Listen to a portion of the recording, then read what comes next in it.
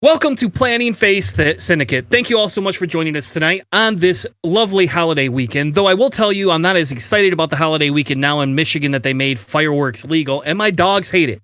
So I will apologize tonight if you hear any dogs going crazy, because neither one of my dogs like fireworks, and for whatever reason, people love to shoot fireworks off in residential neighborhoods.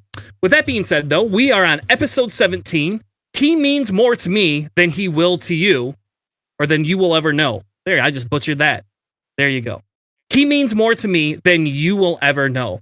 Tonight, we're going to be talking about the new Razor Crest ship, because yes, as much as you've heard me kind of down a little bit on AMG and FFG, I am super excited to an extreme extent about the new Razor Crest. And yes, we're going to talk about our predictions. We're going to go ahead and get into that, because I want to actually talk about we're not talking about your RZ2As, Nobby, though that's a good catch there, buddy. But no, we're going to be talking about Razor Crests, because Razor Crests are literally probably like the most anticipated ship in X-Wing since I have started. We're also going to be talking about the tournament that GSP just had, because I think that's going to kind of lead us into a discussion about what points could look like next week. Because next week, rumor has it that we will get new points, which means that we will be changing the hyperspace meta. Thank God. Get rid of some of those Landos and Han Solos there a little bit. Bring some RZ2As back in. That's why I say, let's lower RZ2A points. I'm in there with Nabi on that one. Let's lower the points, and let's let RZ2As become the new thing you can run with Resistance Y-Wings. We're also going to be talking RZ2s. And RZ2, sorry. Whatever. We're also going to be talking about the new other releases, which we're going to do that first, because I really want to talk about the new Resistance Y-Wing ships, because I am pretty excited about those as well, and you'll get to hear why in just a second. With that being said, let's bring in my co-host, Mr. Charles, pouring a Monster Energy drink into his chalice, and Mr. Matthew McConaughey, who has lost a little bit of hair, but looks even better on camera than he does in person. How are you guys doing tonight? I am doing well. I am extremely tired after driving for approximately 18 of the last 24 hours. A little worse for wear, but got to see a lot of family I haven't seen in the last 20 years, so it's really cool. And this is going to be a fun podcast because, like you said, we are talking about the first new scum ship that has dropped since the Mining Guild tie that dropped at the inception of X-Wing 2.0. So I am overjoyed. Yeah, I am too. Matt, how are you doing tonight, sir? I'm well. I gotta just loving the Nabi comments there. Yes, sir. Yes. So much air resistance now, and you know, I when I lost my hair initially, that's exactly what I was thinking. It was like, think how much faster I'll run. It was just I was like a flash. But yeah, how am I? I'm well. I'm well. Very very tired. Worked a lot this weekend, but it was successful. And yes, Charles. Sorry. Is that why Leia floated so slowly? Because she had a full head of hair? All right. No. It's how they were. We're not gonna dish. We're not gonna dish the episode movies. We're not gonna get into that, because I actually agree with the majority of Star Wars fans, and I've liked the majority of those movies for the most part. I won't tell you they're all my favorite, but I have liked them. Now, with that being said, guys, so this week we had announced the Razor Crest. So they leaked this on stream. I think it was March. Correct me if I'm wrong, but I think it was March that they leaked that. Correct? Sounds right. I don't know. You don't know. Damn it, Matt. But yes, I think it was March that they leaked it. And so for me, this is exciting because we saw at the end of season 2. Spoiler alert. Spoiler alert. There you go. Okay, we saw at the end of season 2 that ship get blown up, and here we're going to get it in X-Wing. So the question becomes: did they redesign cards? Or did they design cards because they already knew how the episode was going to end that will tailor themselves to that specific whatchamacallit?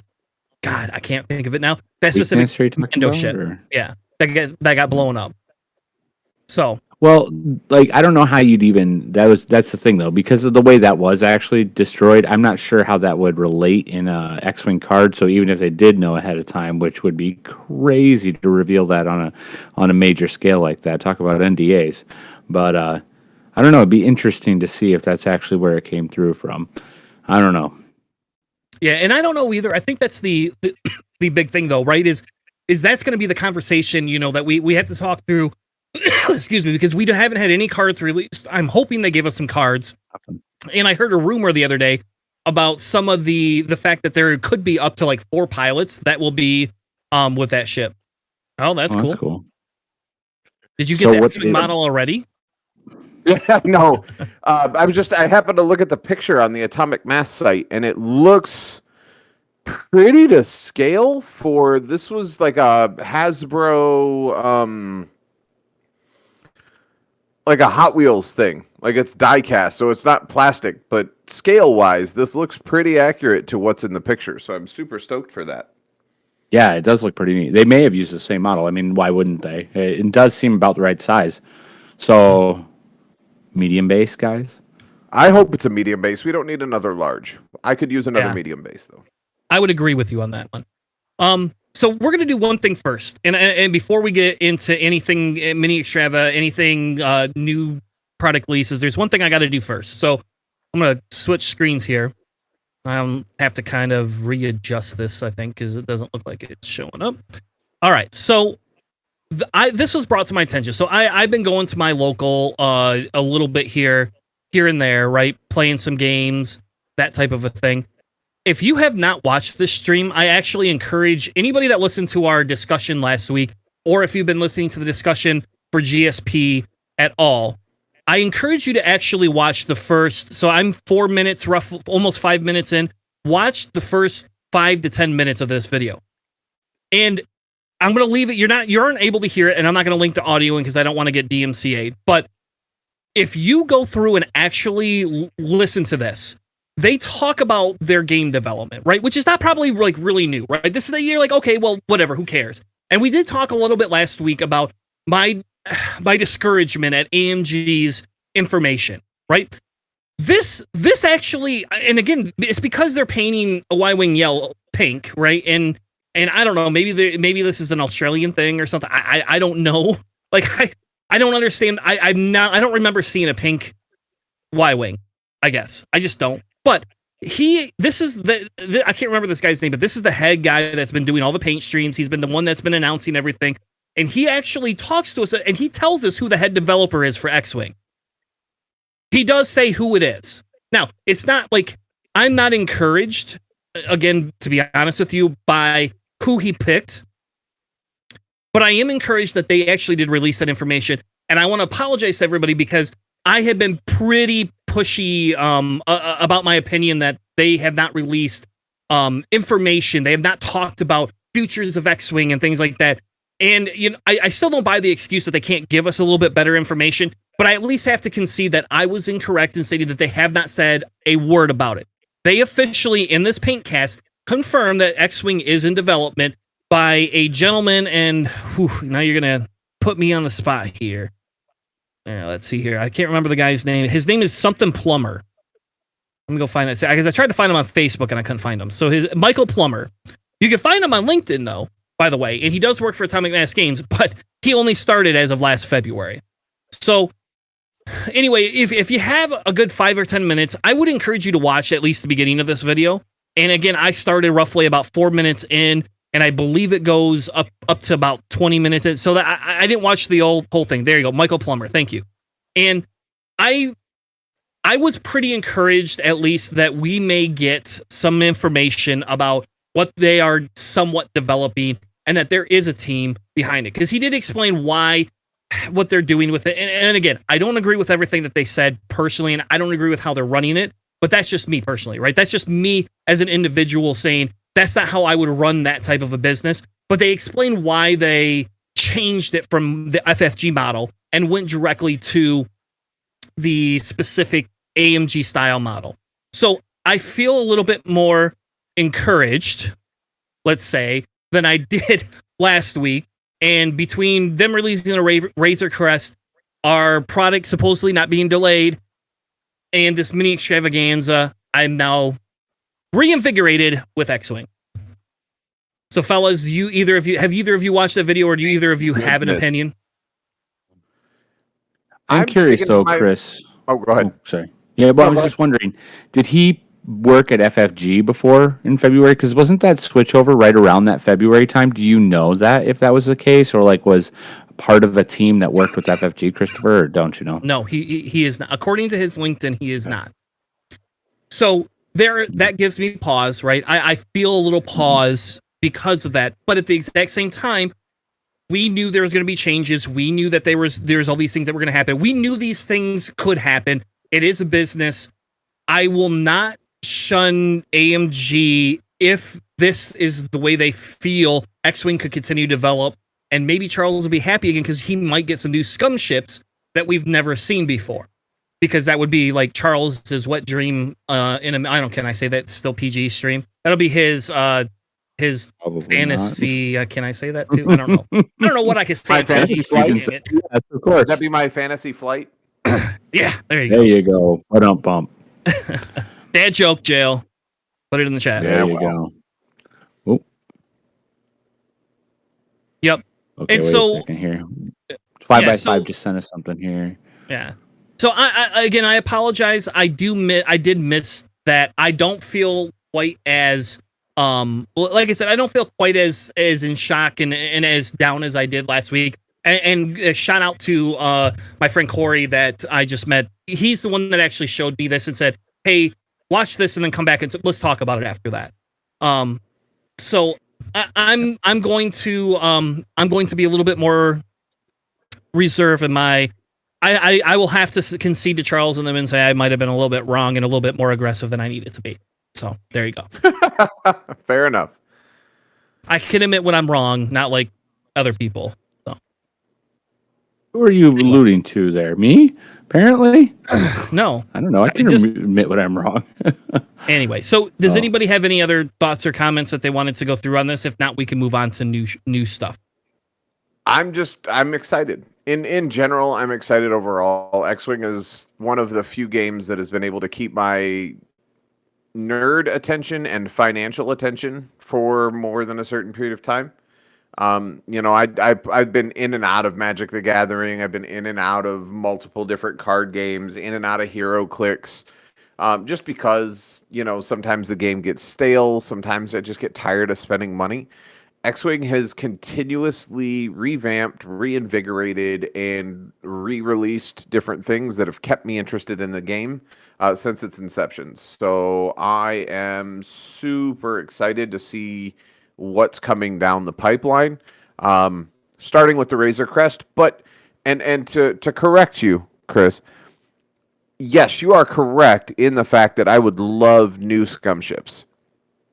But by and large, I am happy for new ships, by and large, for everybody, right? Because the more ships there are, the more variety in the game, the more fun the game is, right? We don't have everybody running just the TIE bombers. We don't have everybody running... Oh, thanks for the raid, Candid Clarinetist. We appreciate it very much. But for me, anybody getting new ships is good. Yes, for my personality. Wait, why do we have two Chris's? Just keep going. Just keep going. Just stop talking. just keep talking. I'm just happy to get new ships for anyone, right? Yes, I like Scum because it's my faction of choice. Obviously, it's definitely my faction of choice.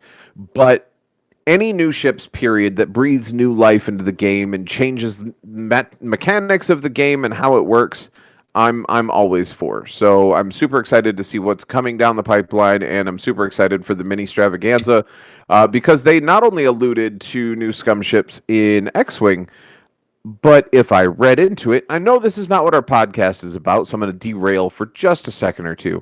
But I am extremely excited to see if they're going to introduce some form of a scum-ish faction in Legion.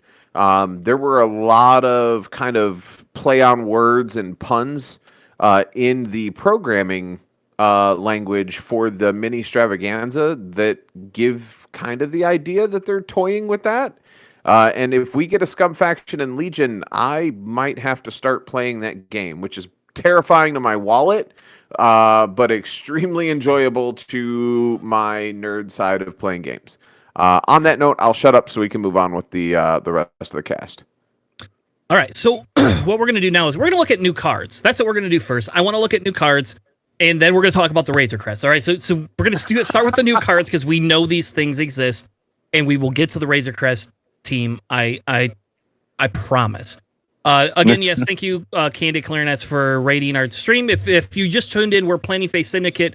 We are a newer podcast that works towards your middle of the road to beginner X-Wing players and a little bit of expert. None of us are experts, but we enjoy the game and we kind of want to give a different perspective, as well as maybe do some epic and even some Heroes of Atari. So we will be doing that. I'm working on that. I'm just learning that game. It's taking me a little longer. But new ships that I'm excited about. So, Matt, you want to read the first one that we have up on the screen? If you would, buddy. Just a second. It's a little bit behind, so Discourse probably. Give me just a second, Chris. I'm sorry, I'm on a little bit of a lag. Maybe you want to do the first one. All right. Go ahead, Charles. You got it? Or you want me to get it? I got it. So this is Zori Bliss, which, if I understand correctly, lore-wise, that is the bounty hunter character. After a ship at range 1 performs an action during the perform action step, that's important because things like advanced sensors don't trigger this and that sort of thing because it doesn't happen during that step. If that action is also on your action bar, you can spend a charge, which is recurring, to perform that action and treat it as red, which I find interesting considering looking at the action bar for Zori Bliss, with the exception of a focus, everything's already red anyway. So really interesting in that aspect, but just the ability to copy other people so that you get multiple actions is nice. As long as, really what it does is it wants you to take a focus, and then you can either double focus, target lock, barrel roll boost, whatever the case may be, because they're already red anyway. So always take the white action so you're not stressed, so that you can copy your chosen red action and go for that. So, yeah. And remember, Charles, the intuitive interface, and this is the important piece of that, right? Is you can add your engine upgrade, which we know is been very beneficial for Hawks, right? You can add a targeting computer. I don't know about the barrel roll one, to be honest with you, but at minimum, you have a target lock and a boost that you can take, right? So you can use this action, to move faster and still hope the other ships take that focus. If you're like ZZ, you're always taking a focus, right? To some extent, right? You're taking focus, rotate, you're taking boost, focus, boost. There's all sorts of things that you're doing with somebody like a ZZ or like an RZ2A. So I think I am actually extremely excited for this ship for the pure fact that it's an I5. I'm hoping they don't overcost this, but I will be able to boost, get a free calculate, and then take and then hopefully I get my focus action, right? Or I could take a target lock, get my calculate, and a focus. Because if I have a target lock and a focus and a calculate, I've only got one green die. What do I care? That's what my calculate's for, to some extent, right? Then I can use a double modded shot instantaneously. So I'm personally pretty bloody excited about this, especially because it comes in an I5. And that's really what I like about it the most, is all these other ones are able to move before me. I'm able to come in with this as an I5, or it's giving me an APT would be really good, or it's giving me another I5 I can pair with ZZ, right? I'm now getting a ZZ, something I can pair with ZZ, move ZZ in, move something around, get some people next to each other. I personally really like this ship, and this is going to be, as of today, this is the first Resistance Y-Wing I'm going to put on the board. Now, what they're trying to do is, I think they're trying to force us to buy multiple of these packs, because there's a couple of Y-Wings I really like to fly, and I might be tempted to run 5 Y-Wings or 4 Y-Wings. I might actually be tempted to do that. We'll see. Matt, your thoughts? It's interesting. I think that it's definitely got a little bit of a niche. The fact that it's a red action and it is at an I5, like you said, which is kind of nice because you will be presumably going second. The problem will be, I think, keeping it from being stressed overall. Like you were saying, it would pair with that with the add-on card that it has, the configuration. That's what I'm going for, which might make it better. But you could do the red lock, even though it's red, action red, lock, and then do a blue maneuver, grab your focus. So there's a good chance you're going to be double modding. Seems pretty decent. It's a little bit like kind of like a Poe Dameron to me. It's a little bit like, and I know it sounds like it's kind of in a weird order, but I think that it might be all right. Yeah, I'm excited. Sounds good. I mean, The I'm other all thing, right on and that. just to jump into our chat a little bit and interact with Navi and Psych J, because I'm kind of enjoying the thought process they're having. This allows you to, if someone tries to barrel roll to arc dodge, to be able to barrel roll with them to hold them in that arc. Also, it's a ship, so not necessarily just an enemy ship, but a ship. So you can also treat this as an early on core date to allow you to perform a blue maneuver. So if it's their perform action, you do the red action, gain the stress, do the blue action, get your focus, and then still have the ability for another ship to do actions that allow you to copy as long as you don't continue down that path. So you could potentially wind up with a copied action, a blue maneuver, your regular action, and then another copied action to set up maybe even a triple modded shot, because you'll have a focus, you'll have a calculate, you'll have a target lock, and you'll have some sort of a reposition. Like, this could really get out of hand with her at an I-5 because she's moving last. So she has every opportunity to do all sorts of shenanigans before she even does her base maneuver. Yeah. Well, and I like the idea and thought of possibly even, like you were saying too, doing the pre-maneuvers before you actually move to encourage the bump, right? Maybe you're looking to have Zari be in the way, right? If you're touching, obviously, and she can make you touch, then you have that. That to me is also a good thing, especially at I-5. You can take the bump. Let's say it's a, I don't know, Bosk in front of you, moves in a way you didn't expect him to move. You can barrel roll or boost and do your move directly into him. Now you're touching at 0, no engagement, right? Whereas maybe before you'd be sitting there directly in the firing range. Now you have that option of kind of like evading a little bit. Let's be fair. It's a little bit of an ace. An ace, Y-wing. This at least gives you an option because you can pick when you do it. Absolutely. Yeah. Absolutely. I guess I did not think about the pre-action beforehand, but that's genius. So I have a question. I just have a question as a player, right? When you read that and it says, if that action is on your action bar, you may spend 1 energy to perform that action, treating it as red. So if you're already stressed, you won't be able to do that, correct? Like that immediately takes that off the board because a stressed ship cannot perform an action, correct?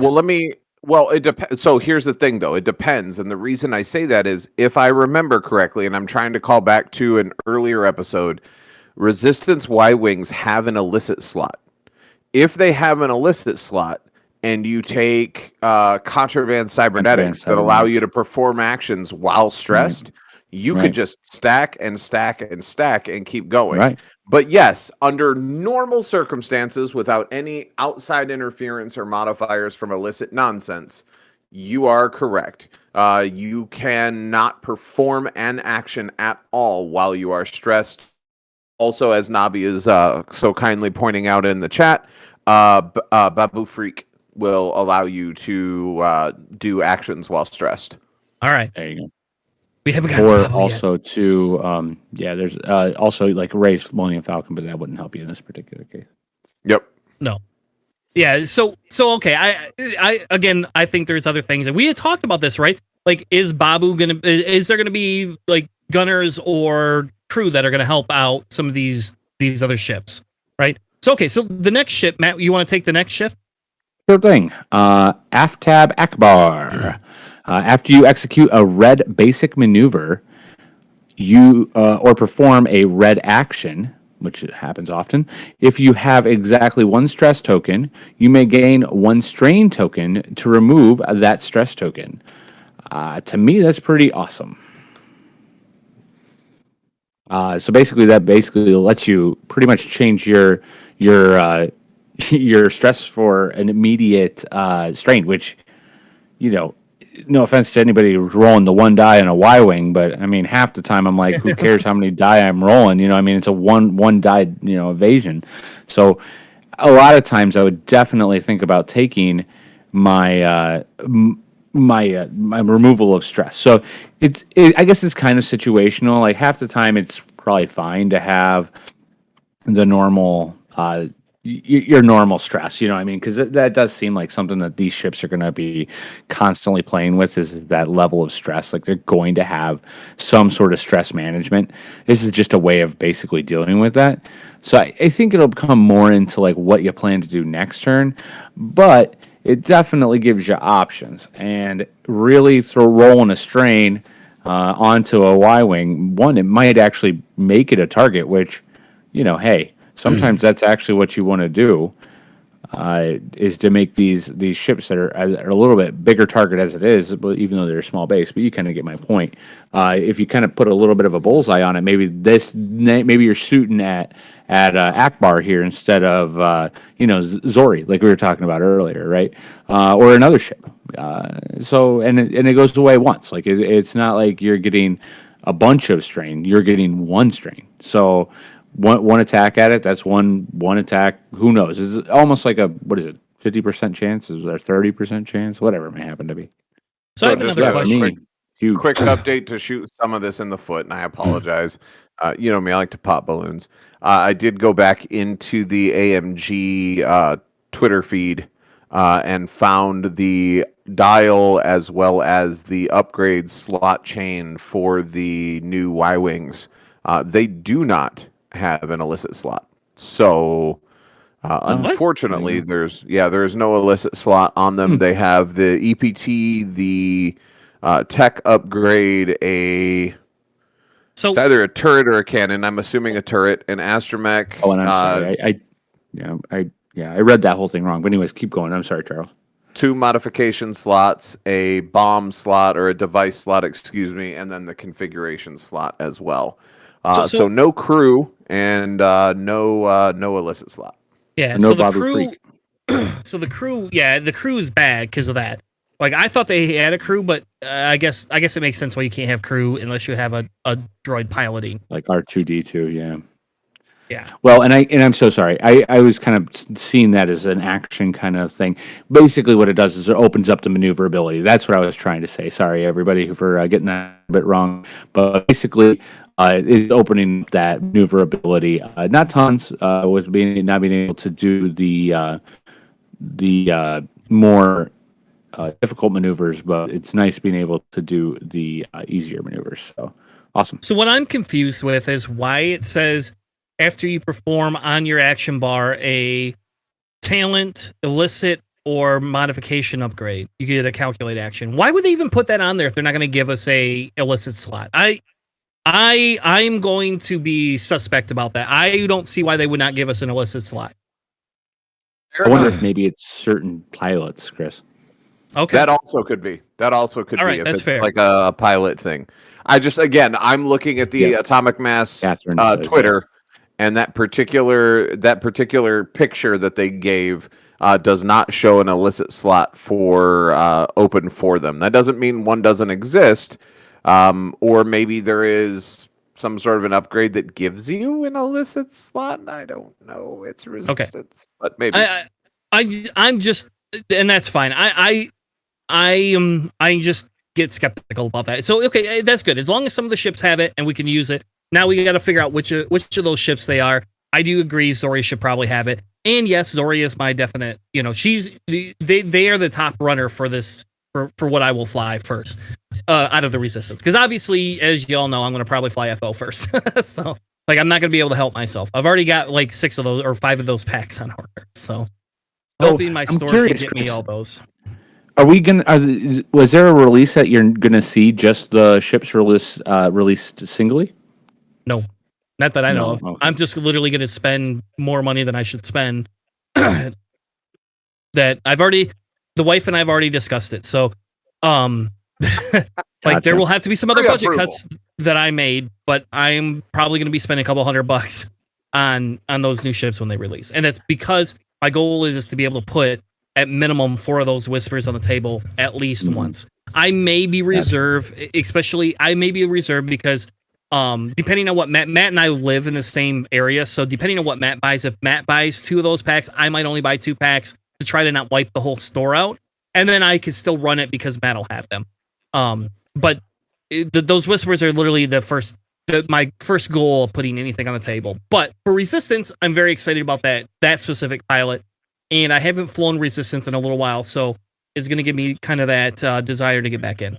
The last card we have, and this should excite Charles quite a bit, because this is also an illicit that can be used in Scum, but not in Separatists. There you go, buddy. You got something for Scum that Separatists don't get. You can officially say F you to Separatists today. And this is an illicit upgrade. It's not a crew card. It's illicit. Yeah. Oh, no, that's fact. I thought it was crew, but I Babu thought it was was tiny, too. so... I was going to say, he fits in your pocket, so maybe... Yeah, I mean, really. He's not a crew. It's crazy that he's not. It's the first character, it's a person that speaks, and he's still not a crew card. Go, what? All right, so, Charles, why don't you read Babu Fink? All right, so Babu Frick reads, there's no N. It's F-R-I-K. I'm going to say it anyway, I don't care. Fair enough, you're still wrong. Don't mess up Babu.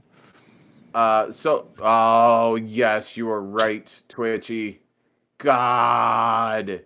I have to buy the Resistance Y-Wing pack to get this little bastard. Happy birthday.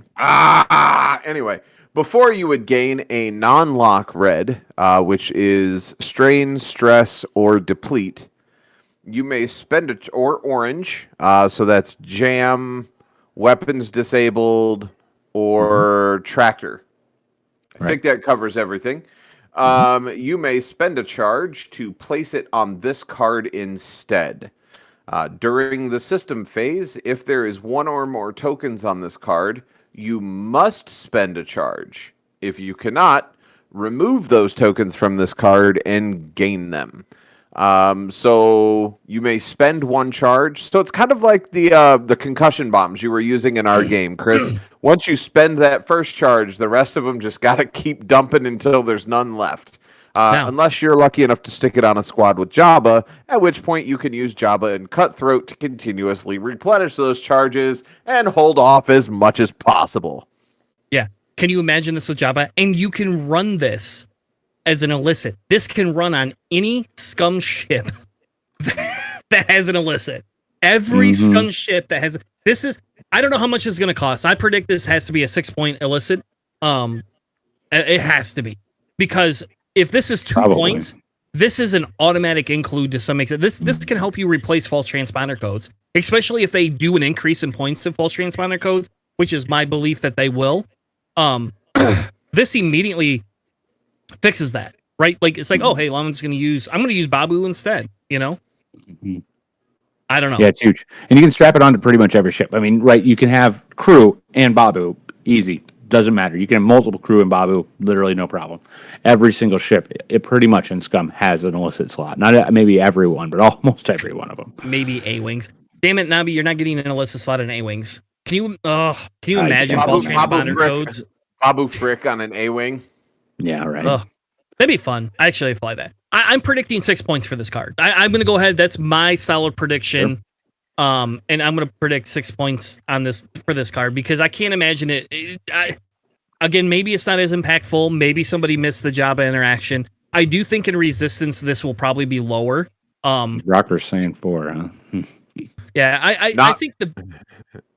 I'm going to say that, Nabi, I want a game against your A-Wings, and I will allow you 1 illicit upgrade per A-Wing. All right. Yeah, if it's 4, it is a bargain. Agreed. So, Nabi, we're talking about there. You got a points discussion in chat. I think I'm with you, Chris. I think it's got to be at least 5 or 6 points. I mean, yeah. Will it come in the Mando ship? Well, probably.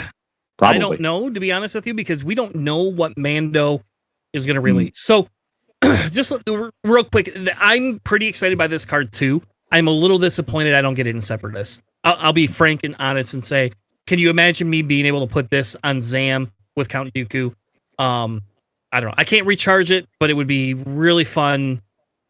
It'd be a fun thing, or maybe put it on a low. Like Charles, think about it. You could put this on a low fire spray, something that you just put veteran tail gunner on. Let's just dump this fire spray into the mix for Scum. Let them have this. Don't even worry about Jabba. Let them go bam, bam, bam. And you want to take out a 70-point fire spray? Hopefully he could take out, 2 or 3 ships on his way out. But but I'm not don't sure. know. Are there any illicit slots on Separatist ships at all? Just the fire spray right now. Just a fire spray. Okay. Yeah. That I'm aware of. I don't think any other Separatist ship has No, an they illicit don't. slot. That's the only fire one that spray. does. Yeah. And there was a question don't- in chat. I do think that it'll come in the Razor Crest, or the next released Scum ship will have Babu Freak. At least it's just a guess. I don't work for him, obviously, but the reason why I say that is every time in the past where you have a faction-specific card that came out in a different faction one, you've seen them release the cards in the opposite faction's next release.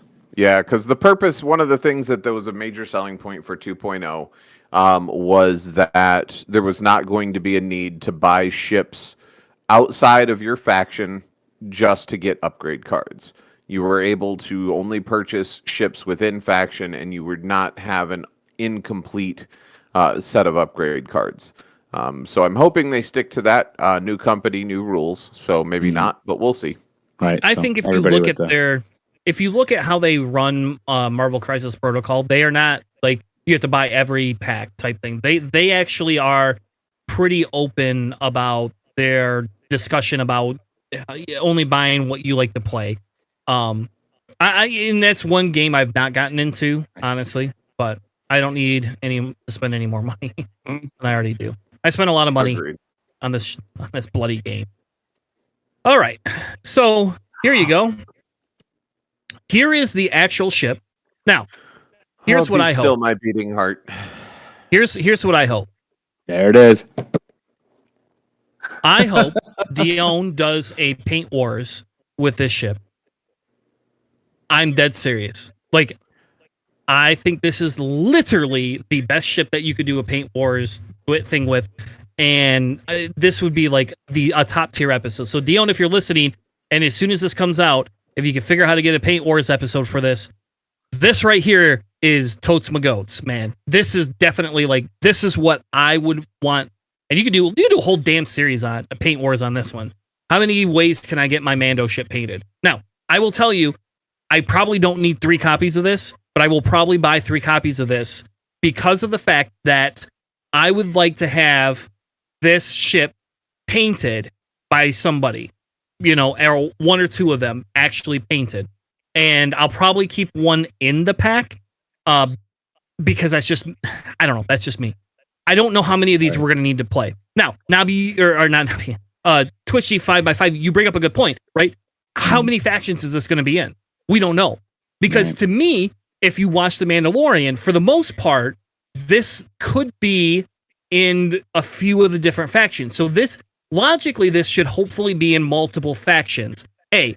B, if they want to sell this ship, which this is the perfect ship to sell the hell out of. This is a $50 ship right now. If this is a medium-based ship, you can sell this mother for $50, and people will eat this up in this game. Can we not wish that upon the Scum players, please? My wallet hurts enough already. Can we not wish a $50 medium-based ship? It's likely to be $30. Let's be fair. Medium-based ships go for $30. It's the way they've always gone. I mean, they may change the price, but they're going up. They already released their increase, their price increases. Okay, well, there you go. So at least 40 then. So is it going to be 50? Is that what they say for medium-based ships? Is 40, 50 bucks? No. Okay. It's like a $5 to $8 increase. $5 to $8 increase. So, I have a question for you guys. They've talked about the Razor Crest being a super old model, like Twitchy said. How early do we think it's going to be? Who here actually thinks it's going to be available for the prequel factions? Raise a hands, all you 3 guys. Who thinks it's going to be available in the prequel factions? Can I put my hand on the floor? I don't want it available for anybody but Scum. No. Okay, so and then who thinks it's? I'm relatively certain not. Who thinks it's going to be available in Empire? Nobody. Yeah. Ooh. Okay, so you guys are thinking Scum only, huh? This is me wanting a Scum only. This is me wanting a Scum only. Yeah. Yeah. You're right. Hold on. Wait. Nabi, you're right. It is a bit selfish, but do me a favor. Right. Show me another faction out of the 6 remaining factions that has had no new ships since the inception of 2.0. It's been solely re-releases of 1.0 nonsense. Scum only. I mean, is it really? Haven't there not been any new Rebel ships too? Pretty sure Rebel hasn't had anything since 2.0. Or am I wrong? Am I wrong about that one? I don't know. I don't know. That's why I was asking. I don't think Rebel has. Yeah, Rebel. Yeah, no new Rebel ships. Rebel I didn't think Rebel has had any either. Right. I mean, the Empire's had one. Right, one, and then the X-wing was only new pilots. Just a re-release, right, Brocker? Or are you talking about? I mean, there were new pilots for all of them. All of them had pilots in the Hot Shots and Aces, and also the one that the Empire had Nobby was the TIE Thickums, TIE Brute. Yep. So the Brute. Did you say the TIE Thickums? Yeah, he calls it TIE Thickums. That's where it came from, TIE Thickums. I don't know. I'm with Dion, man. I think he named it and he dubbed it quite well. I'm not gonna lie. Let's go back. Let's go back to this. All right. So you feel that it's going to be scum only, Charles, correct? Yes. Yes, I do. Okay, that's fair. Matt, what do you feel? I think it's going to be available multi-faction. I actually believe it will probably be multi-faction. I think it's going to be Rebel. I think it's going to be Empire and Scum. Kind of like bare bones. I think they could easily do it. I agree with you, Chris. This is a great chance for them to market something that can go into all the different factions. And I think that there's a lot there. It'll definitely be Scum. Let's be fair. It's obviously going to be Scum. But I'm thinking that we can see it multi-faction, at least in that genre. We might even be able to see it in the older factions, right? Like the Resistance and possibly, I doubt First Order, but possibly the Resistance. All right. So, Charles, do you feel it's only going to be Scum for the pure fact that you are being that selfish? Or do you think that it's going to go in, or do you honestly think it could go in other factions? Okay, so removing my selfishness and speaking on a purely altruistic perspective, my thought on this is, yes, it's an older model ship, right? I agree it's an older model ship. However, when we look at every other faction that we have, the ships that are cross-faction are ships that have appeared in multiple factions. So, for instance, I'll use the ship that's the nearest and dearest to my heart, Fire Spray, right? You saw the Fire Spray. It was previously an Empire ship because we didn't have Scum, right, until the Scum faction was released. Then it was a Scum-only ship.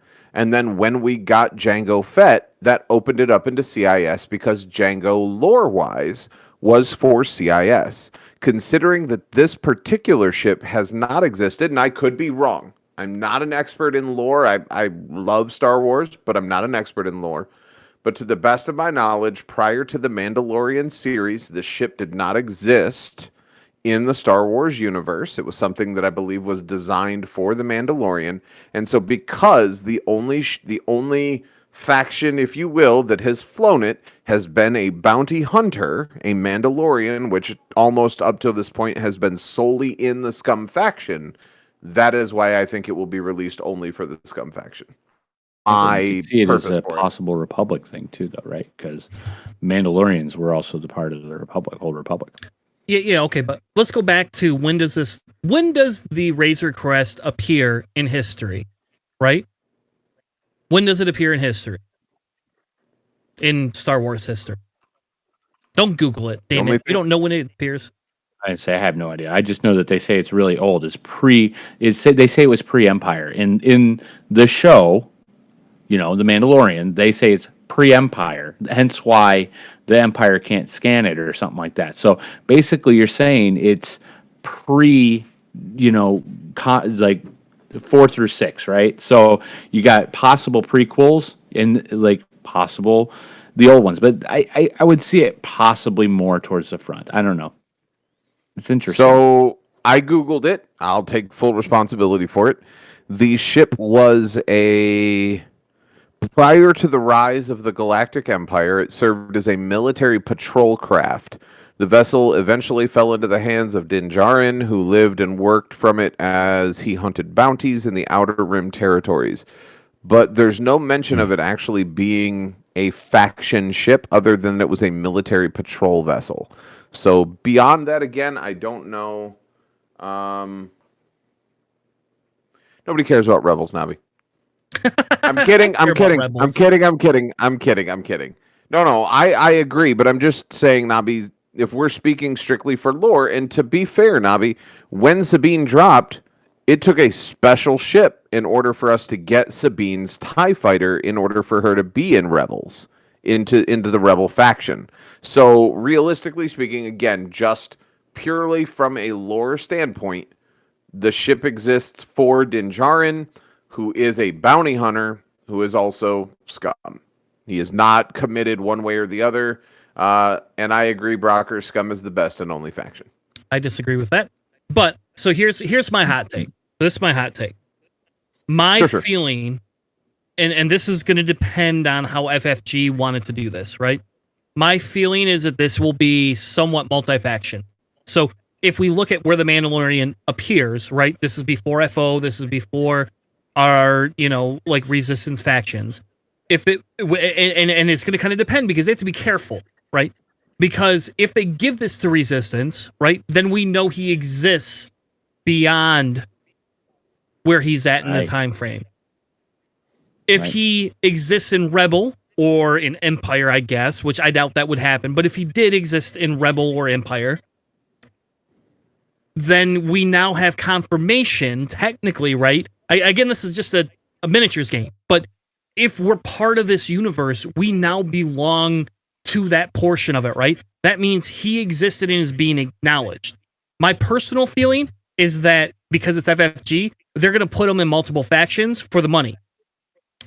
If we're talking about if they decided to do something not for money and they actually were told they have to stick to lore, I actually have to agree with Charles that this is going to that this will specifically be a scum only ship, but the upgrades and the child, we'll say, Grogu, and I hate that name, but will be for other they will be allowed in other factions. And I think that if we look at how they've released some of these, especially right away, and maybe we're going to get a new Hot Shots and Aces pack or something to that manner in, another year or 6 months.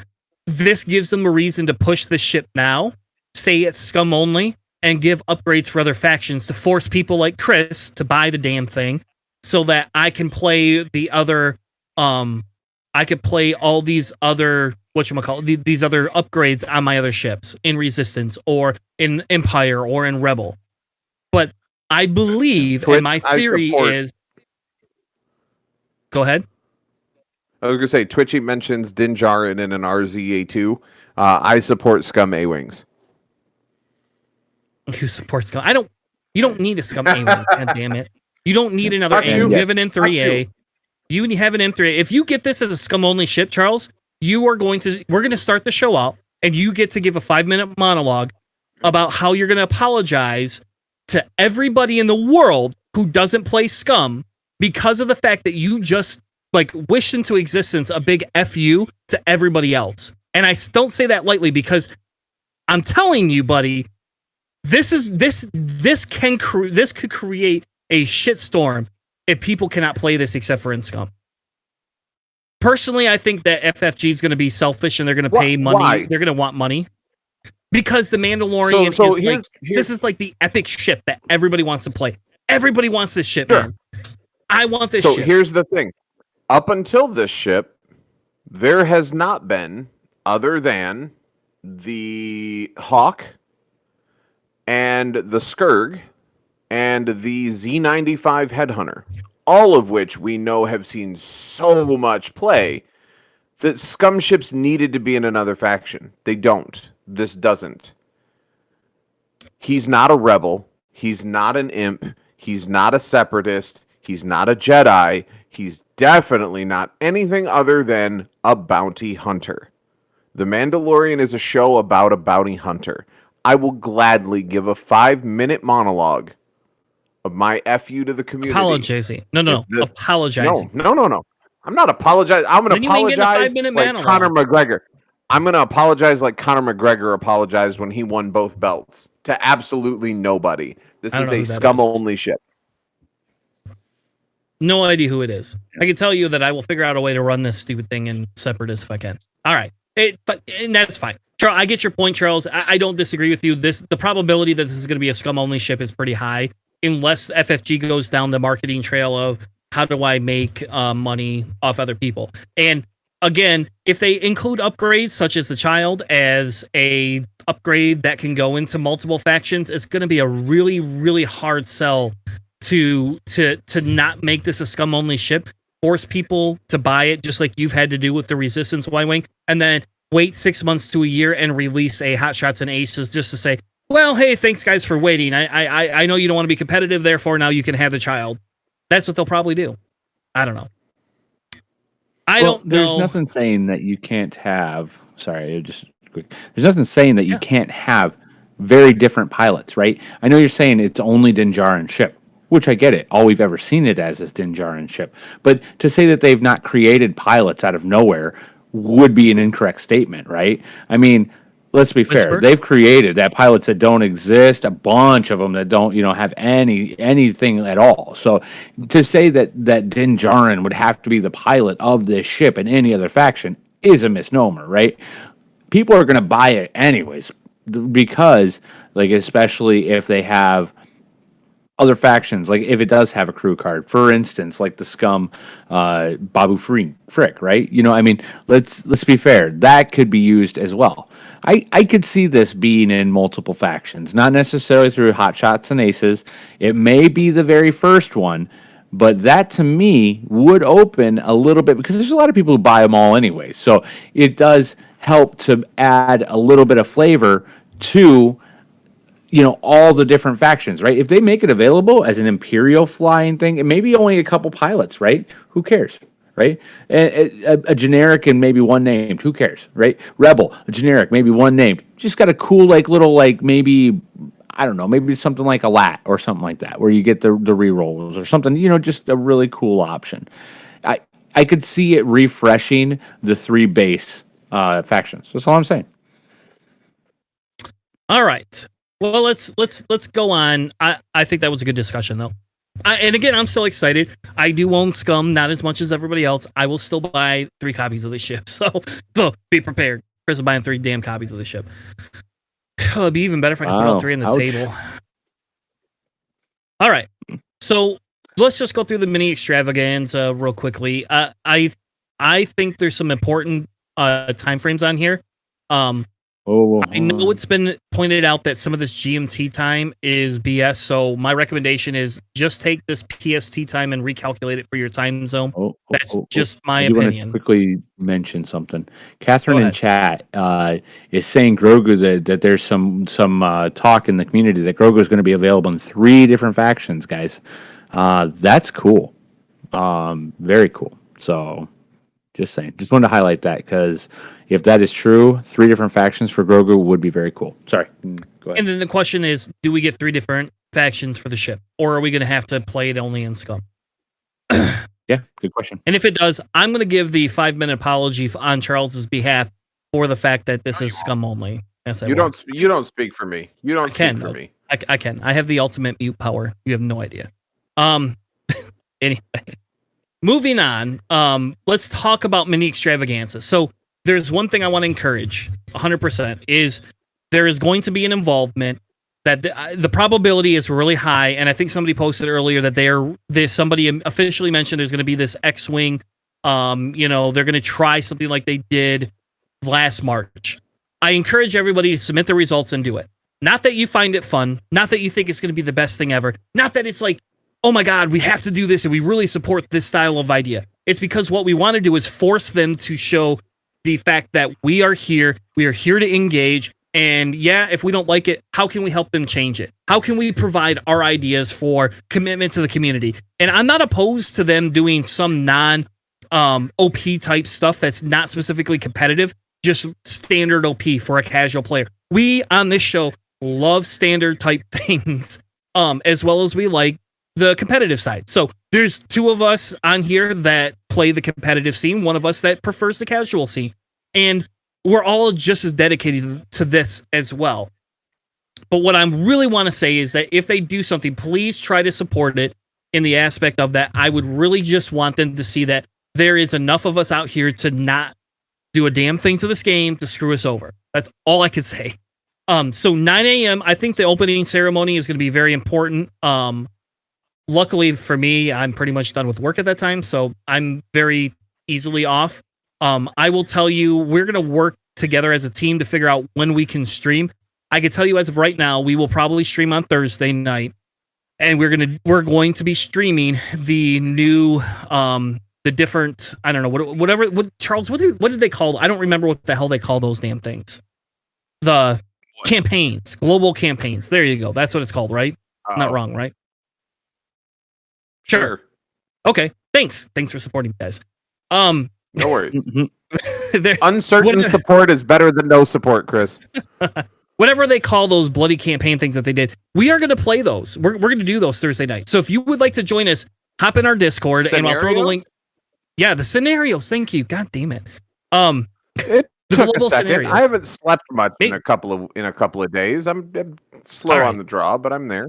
Okay. Either which way, we are going to be playing some of those games. So if you want to join us on Thursday night, posting our Discord under our stream sign up channel, and you guys can be on. I'll be happy to have everybody else play, and I just commentate. I don't need to play the game. Like, I enjoy the commentation side of it.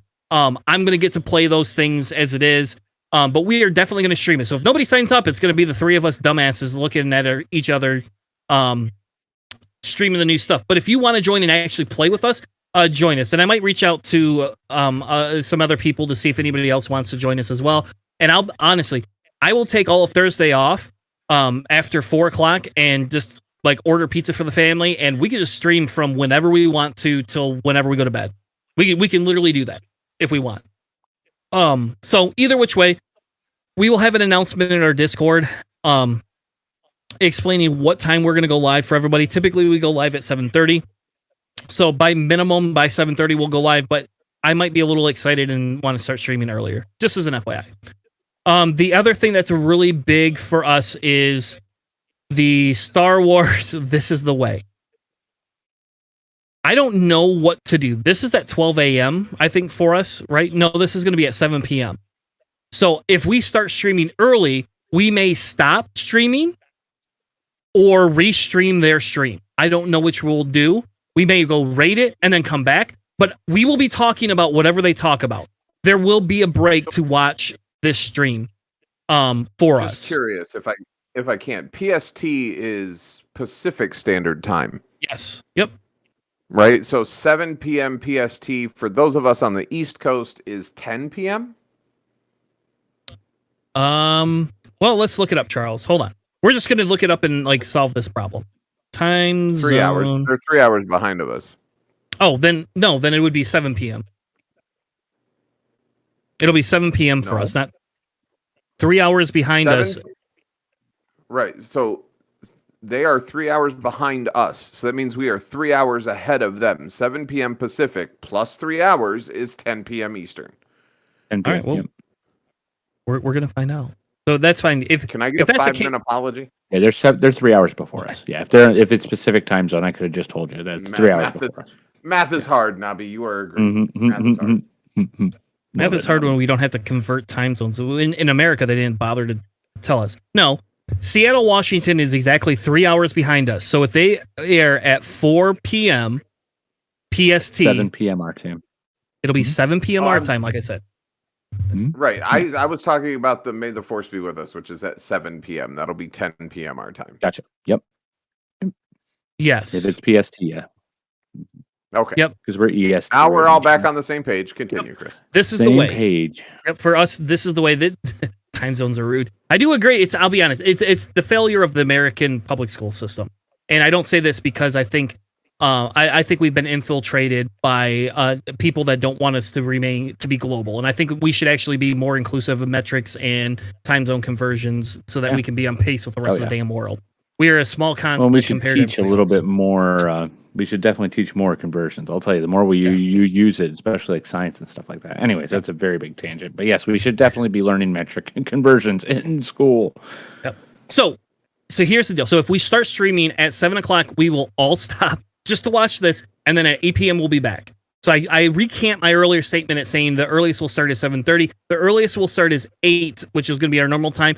But in fairness, we may start streaming games and things like that before then, or just jumping onto Twitch and talking. It could just be anything. Our goal is to help stream this content, and I'm very excited to see what they're going to say. So I'm going to work through that with the guys tomorrow, and actually talk through what we'll do and see what availability is for everybody, and we'll kind of go from there. So if you want to join us, we will be at least as of 8 o'clock streaming any of those different games that they have, and we'll go from there. I would love to have a bunch of people watching us so we go raid them, and then we could just be like, hey, AMG, you should come raid us back. That'd be even better. We'll see if they do that. But anyway, those are the opening ceremony and the This Is the Way are the two main things I see on here for X-Wing that really should probably really is going to be the big thing for us to listen to. I will also say that I'm going to be tuning into the Legion one to kind of see what they do for where they're headed for Legion, because I think I'm not going to get my paints out. I'm not getting my paints out. I don't paint, so. But I do think the Legion one I'm going to listen to too, because I think it's going to be interesting to hear the contrast between what they're doing with X-Wing and what they're going to be doing with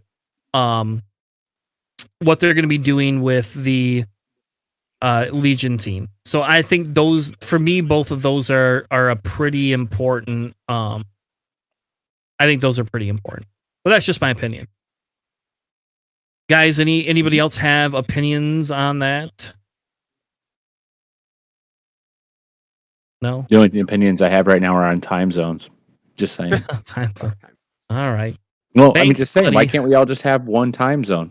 And then, like, who's have to say you have to wake up at 7 a.m. or 8 a.m. in the morning? Why can't you wake up at 1 a.m. and have that be your morning time if you live in a different city and just go by GMT? Why not? I don't know. Whatever. Anyways, all done. There's my rant. Good God. All right. I am kind of excited for them to paint Maul too, but I'll be honest, I'm probably not going to watch that. I do like Maul, and I think that would be fun to watch them paint. All right. So, what else did we have on the agenda, folks? Oh, we wanted to talk about the GSP tournament. Tatooine. Yeah. So none of us played. First order, man. That's crazy. So what I want to do, here you go. That's what we're going to do. We're going to go over factions a minute, right? So Dion created this graphic where they had total faction breakdown, and I put them in percents because I think it's important to look at percents, right? And I will tell you that this is a little off because they must have had 2 people drop from the cut because they had 18 lists. I didn't have the time to go back and figure out what the original cut was. So if anybody in the chat knows, go ahead and post and tell me which factions should be reduced. We could put it back in a spreadsheet, but either which way, this is the total breakdown for the whole event. So 20% came for Empire, about 12% came for First Order, Rebel only had 9%, Republic was at 15%, Resistance was at almost 13%, Scum came in at 16%, and Separatist came in at 14.5%, we'll just say, right? So these are your official breakdowns, right, of this is what I find interesting. And again, this is a little different because it's a top 16 cut, right? But if you look at your conversion rates, this is huge. First Order is 0% conversion rate. Oh, yeah. Talk about underperforming. Wow. Yeah. Now, here's the deal. I don't know if somebody's done this. And if somebody knows this, tell me because I will reach out to them. And maybe I'll just go back and do this myself tomorrow because I have some time. I want to go through all of their Galaxies tournaments and add up all the total players for each of the different factions and each of the different cuts and see what Empire. percent comes in and see how close it matches to that. So there's my commitment. I commit to doing that so that next week we can go through this. Empire was a drop, so it's a little lower. Also, representation from Empire, which is kind of a fascinating thing. Thanks, Max. All right, so yeah, so I didn't Empire's know who percentage will dropped. be lower. Yeah. So that makes it a little worse. So if you look at where we are in cut and you look at what your ratio between the two is, FO obviously is the glaring one. That's pretty big. Resistance Your Empire as then well. would be also a big one. So Empire is 50% lower for top cut ratio versus what they played. Rebel is ain't even lower than that. Rebel is almost Timo was in Empire. Sorry. Go ahead. Rebel is almost double the percentage. Republic is similar. Resistance is pretty huge. Resistance is again, they're down over 50%, right? Scum is off the charts. And if Mando is truly only for Scum, I hope they fix points because Scum is outperforming everything else. So as much as you want to complain about not getting new ships, buddy, holy crap, that's pretty good. That You've got a lot of toys, even though you didn't get new ships. Ooh, so many toys. And then Separatist is also on that chart. Separatist is off the chart. Now, we know what's causing the Separatists to be really good, though. We know it's Zam. And I'm sorry, it's just Zam. It's just Zam. 3 letters, ZAM. Yep. So and Hera for Republic, for Rebel, right? So we're seeing the three things that we all here know are issues, right? Hera for Rebel, so you're seeing a Rebel bump, right? And then Scum and Resistance, or Separatist rather, you're seeing Zam. Yeah. Crazy. All right, so the other drop was a Resistance drop. So okay, so I feel a little bit better. So that one is that one. So your Resistance is a little bit lower too, actually.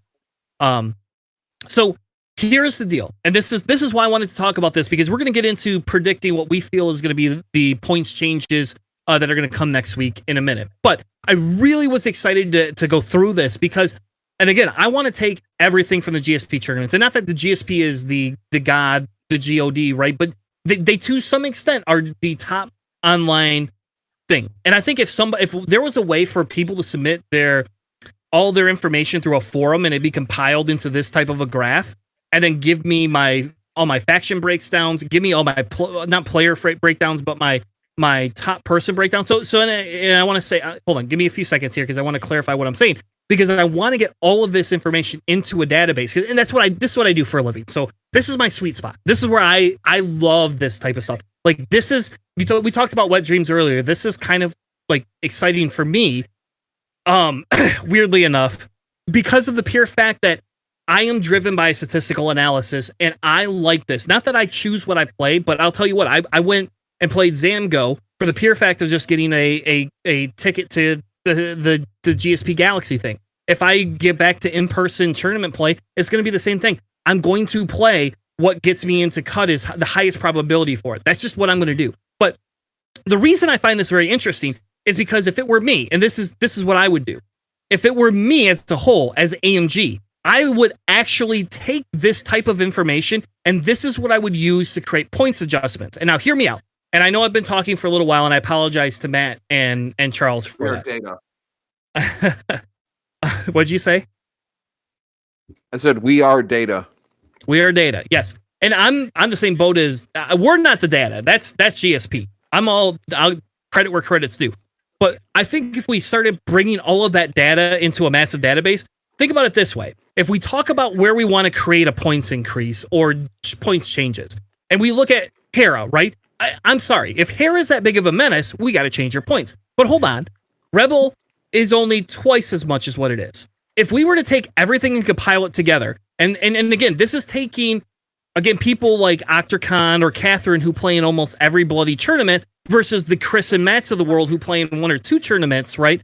Or Charles who plays in the mean. We love you, Catherine. We love you, Catherine. No, there's nothing wrong with what you guys do. What I'm just saying is that these top players that are constantly making cut and doing these different things, they will be outweighed, or not outweighed, but they will be evened up with people playing Hera, like me, who went 2 and 4 in a GSP tournament with Hera, because I've never ran Rebels and I made a bad choice in what list I was going to run. It was a meta list that I didn't know how to run. So that's my bad. But people like me will help balance that out.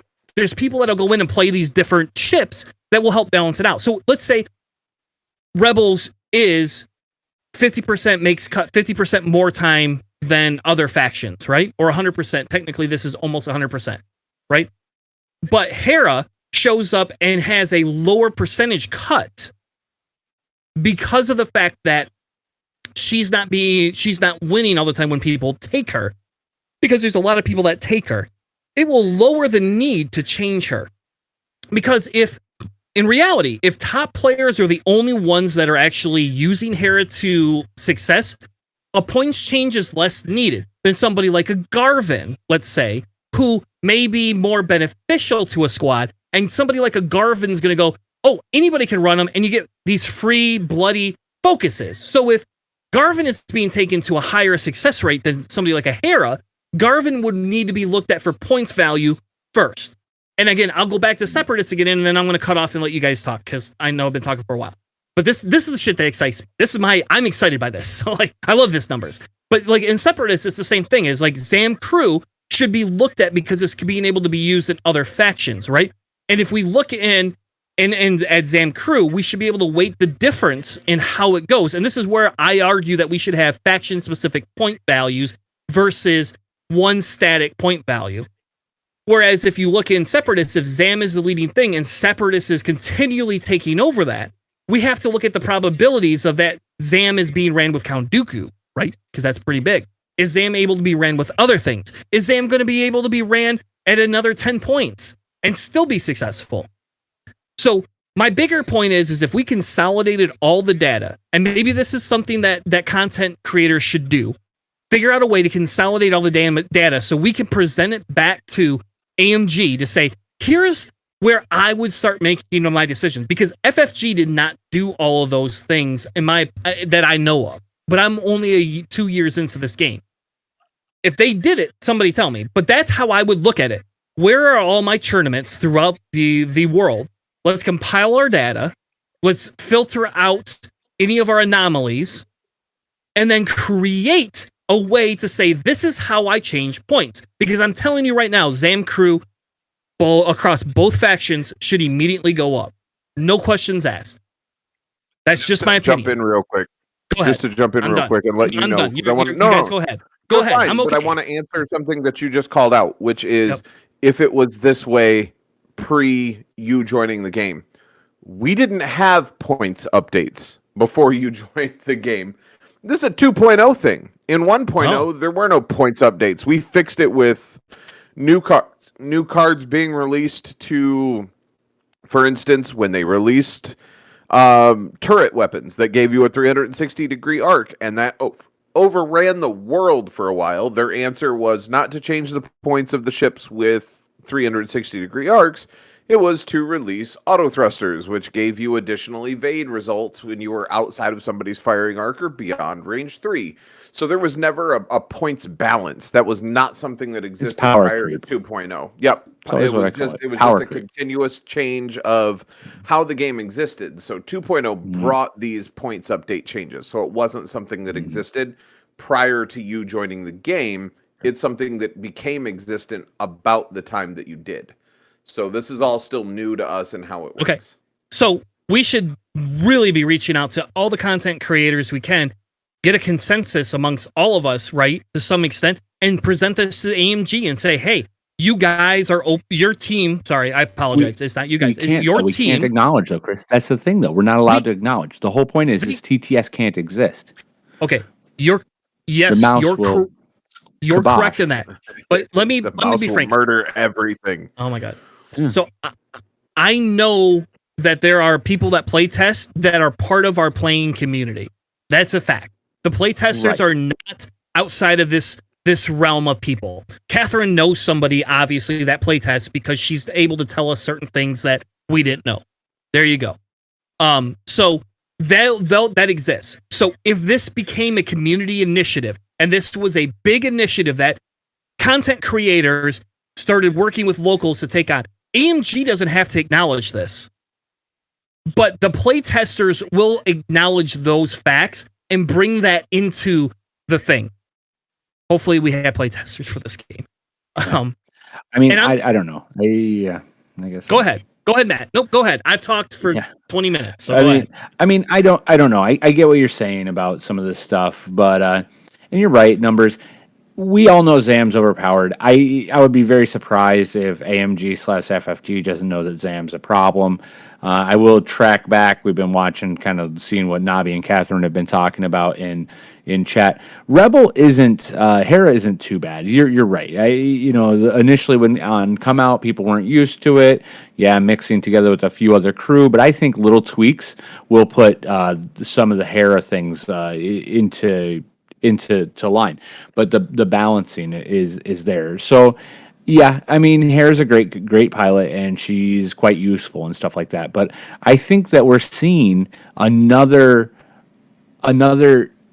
like trend. So I don't know how you guys feel about this, but I'm just really curious. So we saw Boba Fett win, right?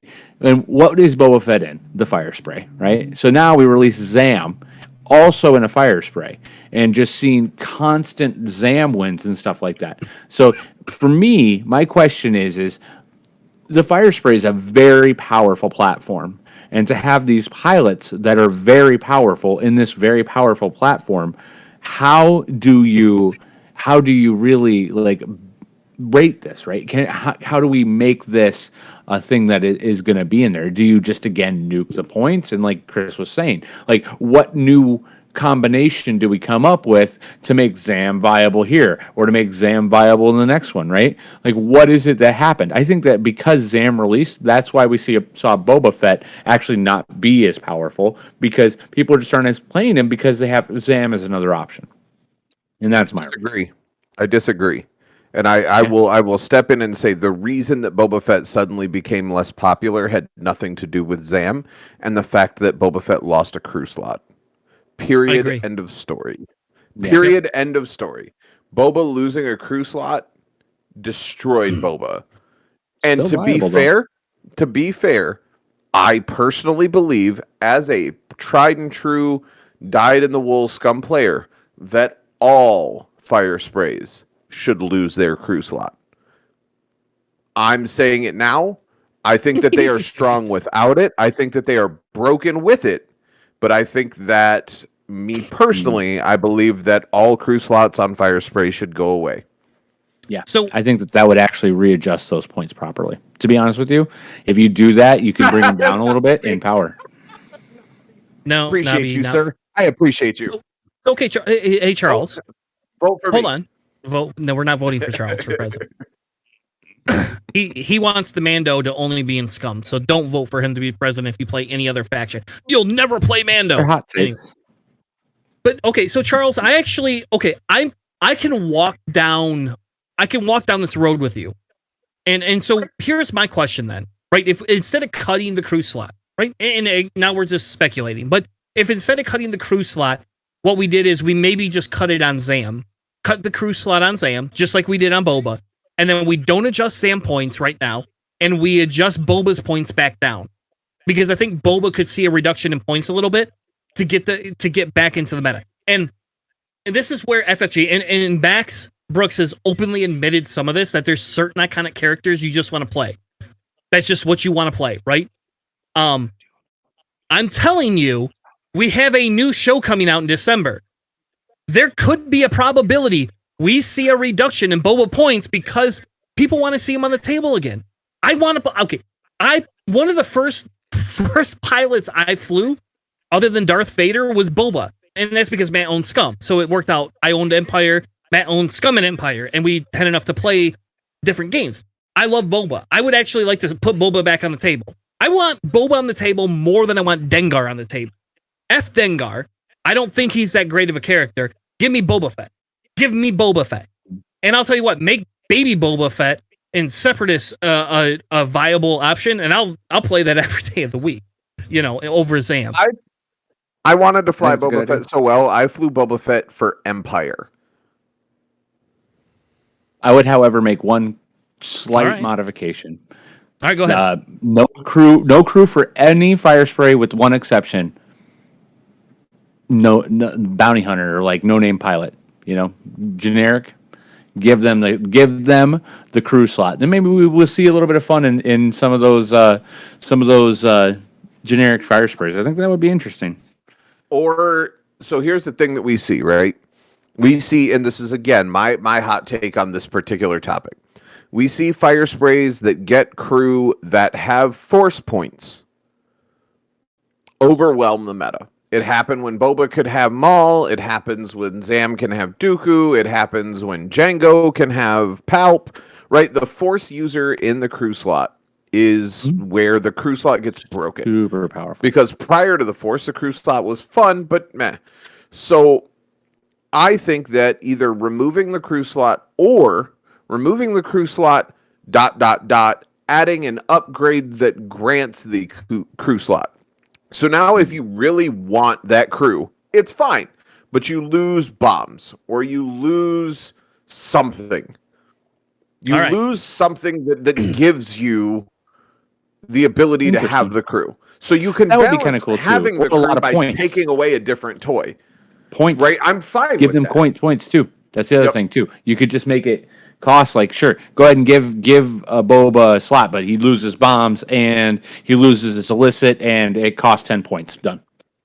Yeah, something balancing mechanism. I'm not saying that we have to take away the crew. I'm just saying that if we're painting with a broad brush, right? Yeah, no, that's not a bad idea. Getting rid of the crew slot seems like the easiest way to balance because anytime the fire spray has creeped to the top of the meta, there's been a force user in that crew slot. And to just say, oh, well, if we take the crew slot from Zam, and we take the crew slot from Jango, and we take the crew slot from Boba, then why aren't we just taking the crew slot away from everybody? Because at that point, you've got 3 of the most played pilots in the ship that don't get crew slots. Why does everybody else get them? Just let it go. Let the crew slot go, and we'll build the ships better. So before we go to... Talking on... Oh, I'm sorry. Go ahead, Chris. I agree with you. So let me throw one thing in here, Charles. What if we gave Boba his crew slot back, right? Because did he lose crew and gunner? He lost gunner too, didn't he? No, he never had gunner is granted by a title. Marauder. So Marauder title. What if we gave crew slot back, but limited it to no force users? And again, we're gonna take Zam crew and just throw it aside for a second. Just don't think about Zam crew for a second.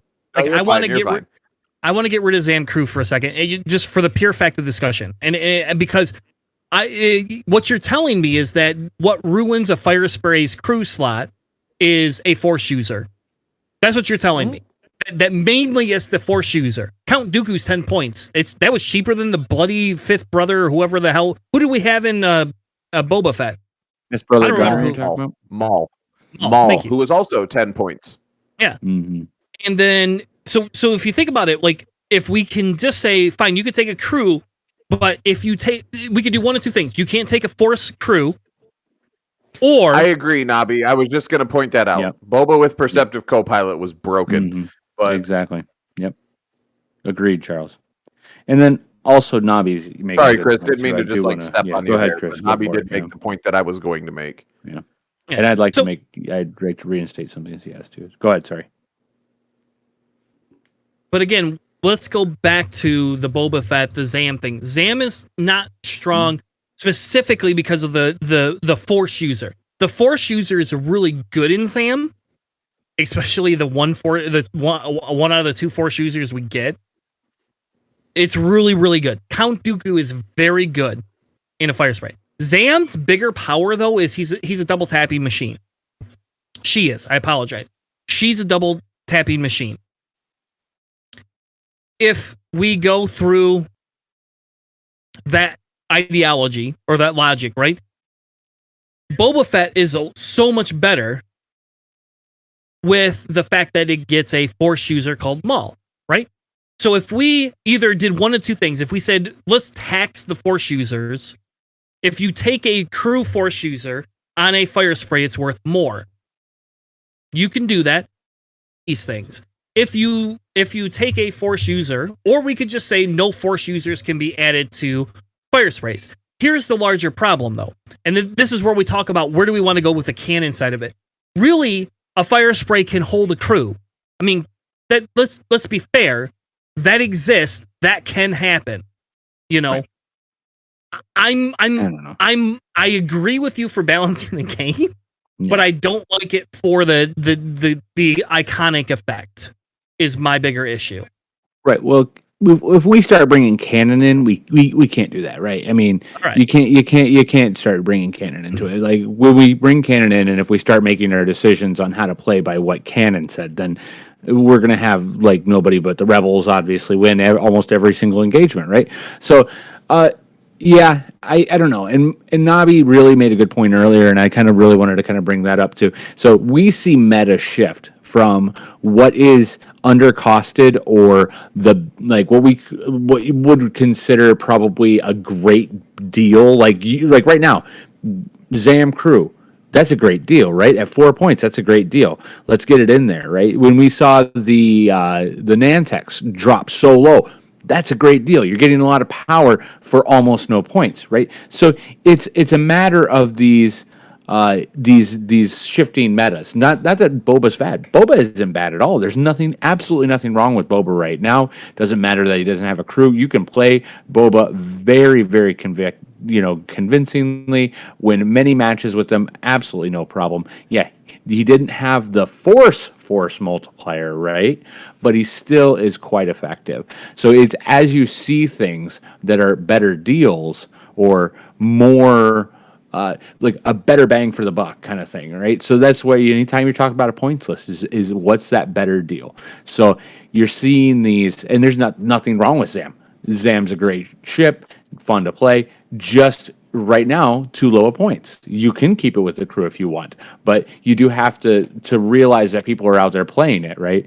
And like you're saying, yeah, there's going to be some data from all of us. It's hard to see separatists, literally doubling up on their stats, right? They're 14% with 28% being in there. Scum again, you're seeing these huge returns on these numbers. But I also see like there's not been tons of movement in resistance. There's not been tons of moves or new ships in First Order. Like Empire hasn't seen a lot of release, so there's also that too. So I wonder if like that's maybe part of it too, right? You don't have these new toys that a lot of them had.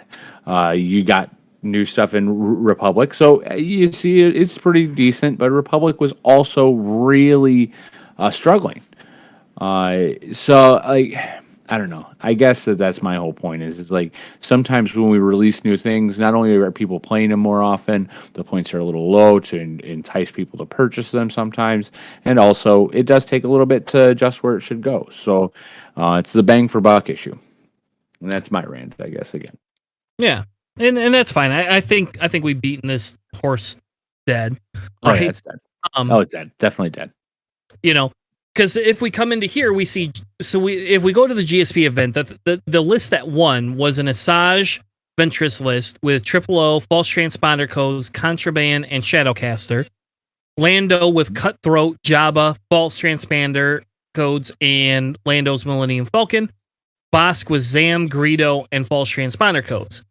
I personally feel that this Zam crew right here and the cheapness of it allows for this list to succeed because giving Bosk a double tap is pretty good. That's a pretty good and aggressive.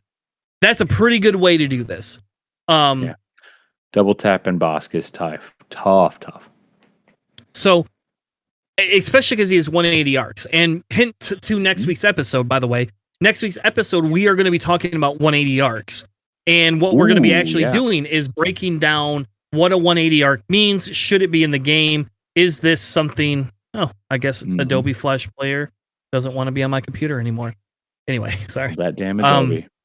Fucking Adobe. Anyway, so we talked through. We're going to talk through 180 arcs and actually break down some 180 arcs next week because I think it's important. Especially if we start seeing more large ships come into play. We have the probability that I don't think a Mando is going to have a 180 arc, but you never know, right? We don't know this.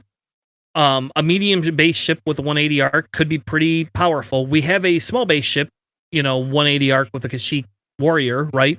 I don't remember any other Wookiee names for that ship. But anyway, so That's the but top you're also list. seeing a 180 arc in right. So you've seen 180 arc all the time in fire sprays. Fire sprays also have a 180 arc, right? It's Yep. just a different 180, right? And arc 170s have the 180 arc, but you see that that power in those abilities to have those double arcs. So Yeah. The second list was Fan, and he had a separatist list with three Geonosian prototypes. I'm sorry, 2 Geonosian prototypes, 1 Bactoid drone, and Grievous. And he took Kraken and Grievous instead of the Imperial impervious plating or whatever it's called. Imperium plating. Thank you. With Treacherous, which if it were me, I would have dropped Treacherous personally and put Impervium plating on. But that's just my personal opinion. I understand the logic in Treacherous, and I think Treacherous is still really good. But that's the second list. We've seen HMPs, and maybe it's just because Fawn's really a really good player, but we've seen HMPs. We're making top cut quite a bit. That's the thing now. HMPs, as much as everybody wanted to poop on them, I own 4 of them, by the way. Want to essentially do it, and I hope they don't nerf HMPs that much.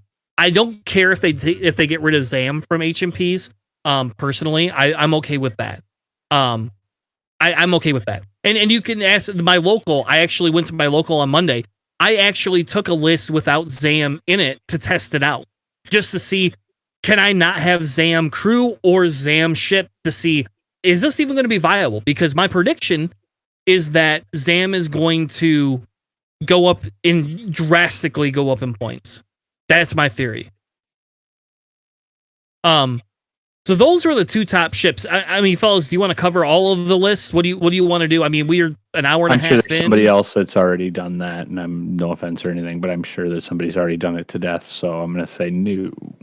Yeah, I'm good with just covering those top 2. Yeah. So, and there's a lot of talk in the chat, and I want to kind of point that out real quick. So we may not be covering all the chips, but yeah, you're seeing with the Zam crew. Nami's really kind of nailing it down in this one. It's you get the false transponder codes multiple times. So there's like lots of jams, no range jams, like just going out there like crazy with Job of the Hutt and everything like that. So there's a lot there, a lot of tools, like a lot of scum available there. So it gives it a lot of tools. So as it plays different lists, it has so much flexibility. So flexibility over your opponents can really be a huge thing. So yeah. All right. So the last thing I want to cover was what is our predictions for points? And you don't have to limit it to one thing. You can give us a couple of different things. And here's the deal. We're going to give these predictions, and then we're going to come back and analyze them next week. So my expectation is Matt or Charles somebody will rewatch this episode for me and write our predictions down, because I'm not good enough to do that right now.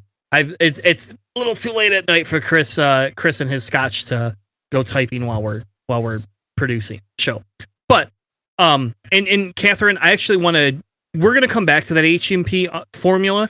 I think that's an interesting discussion, and I actually want to come back to that in a future episode. I think that's a really good point, that you feel there's an undercosted formula, and I want to pick your brain. So I'm going to message you tomorrow, and I want to kind of go through that, because I think that's a really good point to talk about why you feel that and what that formula may be. But to begin with, to end with the show with, this is our last segment, folks, and then we'll let everybody go, because there is definitely some things you can be doing that might be better than watching, a bald guy and 2 bearded guys talk about X-Wing. Probably not. All right, not. Because we talked about the Razor Crest. But I want to talk about points a little bit, and what do we expect from AMG? I don't actually care as much about all the other things. I care about the points right now. So I want to look just specifically at the points and this and that. And I'm going to go first with my prediction on Zam, and then we can kind of go around the room. But I want to talk about, what do we feel some of the different things we're going to see? Are we going to see a hyperspace change? What are we going to see change differently? So I'm going to give my prediction. My feel is Zam is going to go up in points, both pilot and in my belief is it's going to be pilot, and I'm going to believe that the crew is going to go up. I bet you the crew will go up to 10 points. That's my theory. Is they're going to increase that 6 points.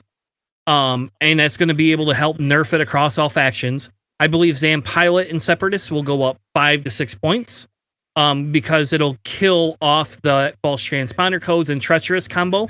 So they have to go up 5 points to be able to start killing some of that stuff off, or forcing you to remove a crew. I also do not believe they will kill the crew on Zam. I don't agree with it. I actually am still kind of in Charles's boat with the feel that I think that it would just fix Zam to some extent, at least immediately, if you give a points increase and you remove the crew slot, so I don't have to worry about them running any sort of a crew just like Boba. The other points, things that I feel will be adjusted will be false transponder codes. I feel will go up 1 point only, though. I feel they're only going to go up 1 point. They're going to do the same thing they did with Crack Shot, see if the 1 point sticks. I also feel that we will see a Hera points increase. Weirdly enough, I don't agree with it, but I feel we're going to probably see a Hera points increase. And I also feel that we're going to see a Darth Vader Defender points decrease. But that's more of a hope on my side than anything else. I hope we see him go down in points.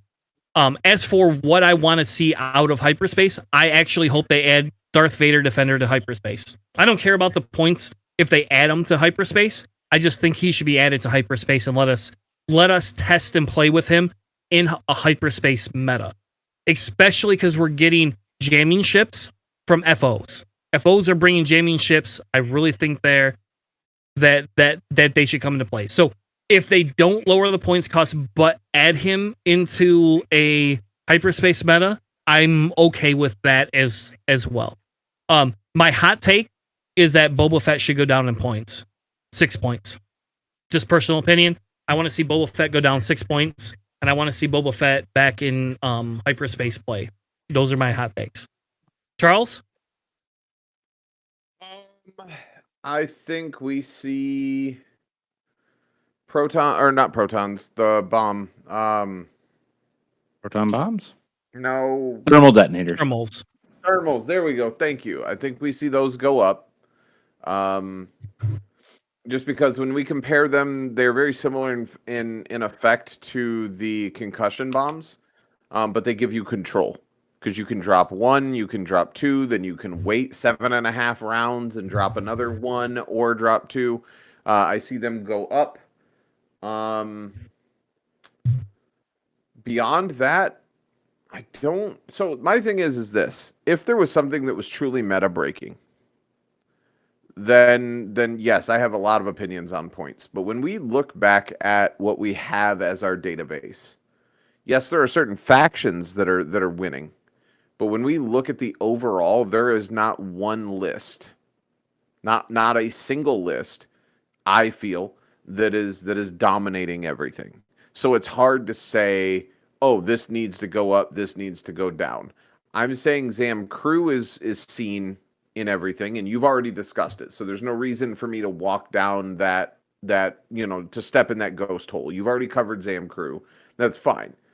But I'm saying that while, yes, Zam is somewhat present in every list, there is not a single list, like when we had the fury of the Nantex at the beginning of the COVID epidemic, where every tournament, the top 16 was more than 30% Nantex, and our top table was almost always Nantex versus Nantex, and it just was right? So it's hard to say what I think should happen, but based on what I play, based on what I see, obviously Zam needs to go up.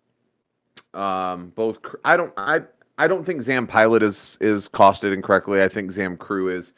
And I think that if that happens, that levels the playing field a lot. Just because if Zam goes up in points, you have trouble fitting him into the lists where he currently is without losing some other toys. So that's my thing. The one thing that I would like to see is thermals in Zam. Those are I want to see Zam go up. I think between 9 and 11 points for Zam Crew. And I'd like to see a 2 to 3 point upgrade into into thermals just to make them less likely to run multiples. And I want more. I want more generics for scum in hyperspace. They took a lot of that away, so I can't fly my generic fangs. There's a lot of things I can't do. I want more generics in hyperspace for scum. That's my hot take. Matt, you're next. Oh boy. Okay. Let's see here if I can hit some of these highlights here. Do Jam it Crew. because I know you hate discipline, so I want to hear your hot take on that's discipline. yep. I believe discipline should go up at 1 point to 2. I think 2 points makes you really think about adding it to an entire set.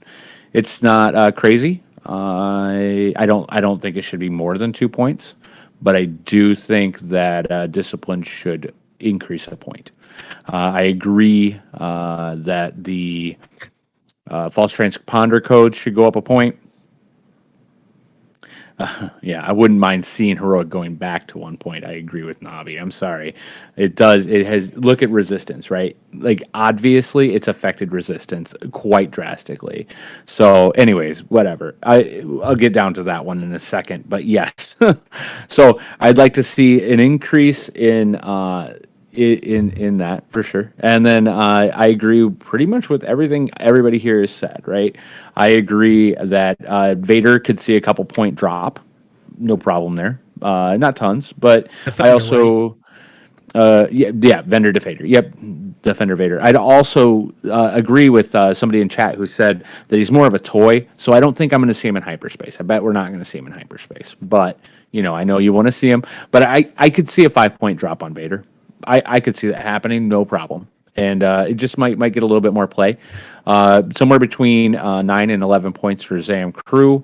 I would say probably for me, I'd almost even point at the 11 as an overcompensation. I have a feeling we're going to see a major hammer hit.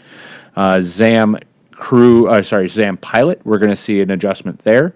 My guess is somewhere in the 5 point realm. We're going to see a adjustment for Hera. My guess is somewhere in the 2 to 4 point realm on her.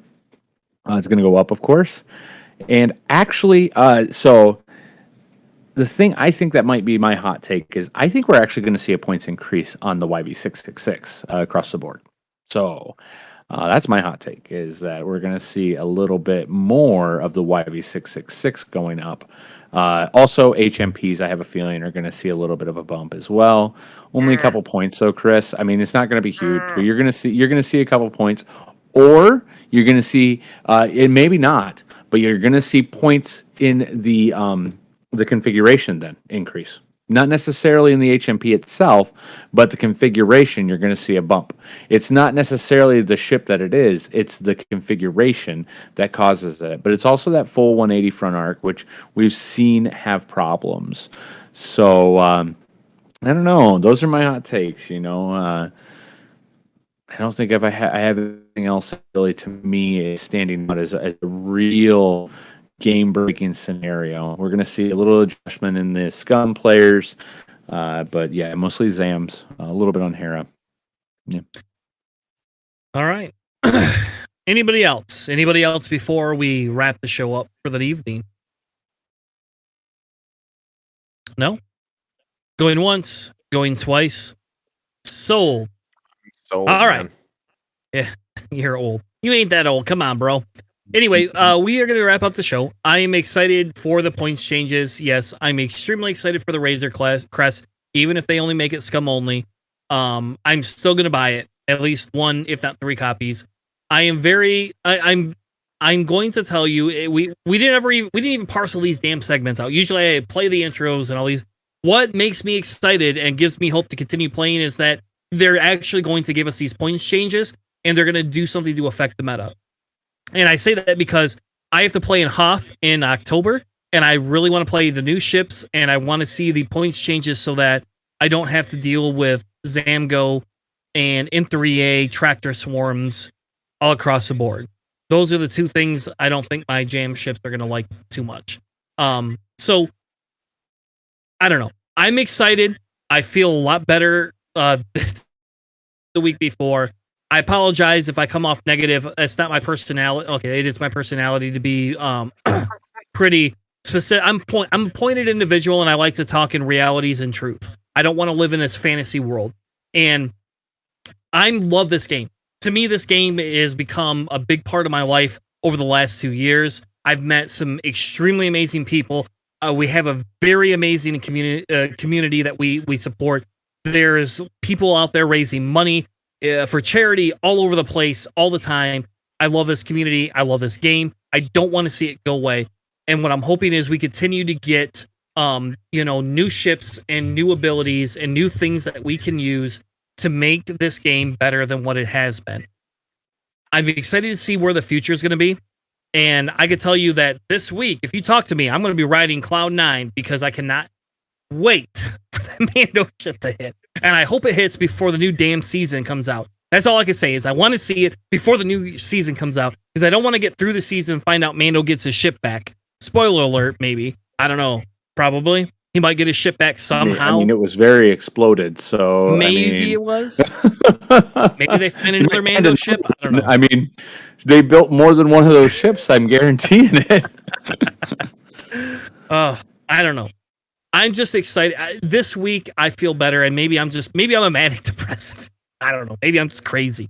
But I am very excited after watching that video and seeing some of the stuff that come out. I'm very excited for this week, and I'm hoping that Thursday proves all of us right and gives us the ability to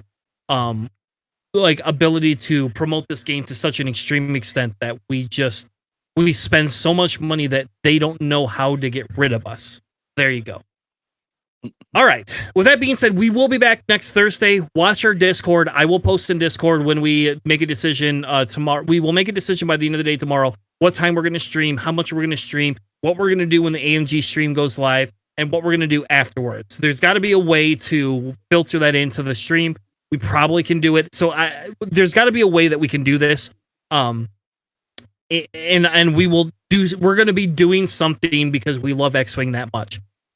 With that being said, join us next week at minimum on Thursday. If not, join us next Sunday, 9 p.m. Eastern time. We will be talking about 180 arcs, any new releases, and definitely whatever the fuck was discussed on Thursday. Thank you all. Have a good night, and we'll be back with more Planning Phase Syndicate next week.